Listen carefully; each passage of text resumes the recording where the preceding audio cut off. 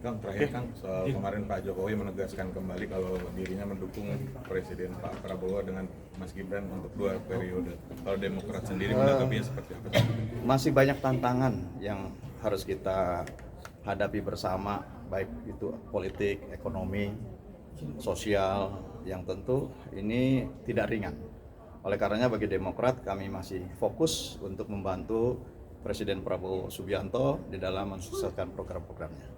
Jadi kalaupun ada yang lain berbicara untuk partainya, kepentingan partainya, ya silakan saja. Tapi bagi Demokrat saat ini masih fokus untuk membantu suksesnya program Presiden Prabowo Subianto. Pertambangan ini seperti apa? Apakah nanti tumpang tindih atau enggak? Sepanjang saling mendukung dan tidak redundant gitu ya, tidak bersaing gitu, ya sah-sah saja. Contoh misalkan, kenapa ada Agrinas Palma? Agrinas Palma diberi kewenangan untuk mengelola terhadap perkebunan yang kemudian disita oleh negara.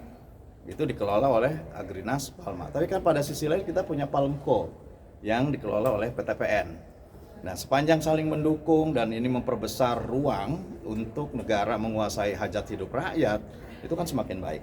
Semakin lebar, semakin penguasaan hajat hidup oleh negara yang eksekutornya ataupun operatornya itu adalah BUMN, ya ini akan semakin baik. Artinya akan membuat iklim ekonomi yang lebih berpihak kepada rakyat, bisa diatur oleh negara.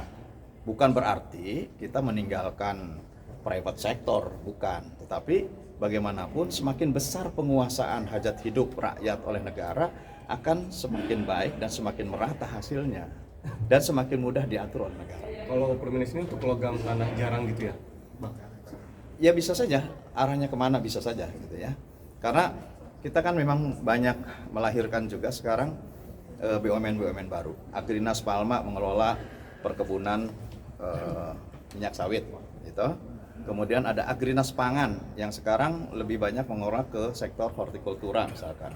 Ada Agrinas Perikanan yang juga terorientasi kepada yang lain. Pada sisi lain kan sudah ada BUMN juga, Perindo misalkan. Kalau di pertanian kan sudah ada SHS dan lain sebagainya. Ini yang tentu negara bisa mengatur supaya tidak tabrakan, tidak bersaing, tapi kemudian saling memenuhi terhadap celah-celah kebutuhan yang selama ini mungkin menjadi kesulitan negara di dalam memberikan program terbaiknya dalam memberikan pemerintahan kepada rakyat. Jadi saya kira sepanjang, dan saya yakin betul Presiden Prabowo Subianto akan melahirkan program-program yang betul-betul berorientasi kepada rakyat dan sudah diperhitungkan supaya betul-betul kelahiran berbagai lembaga ini tentu bukan tumpang tindih tetapi saling mengisi terhadap yang selama ini dianggap sebagai bagian dari kelemahan.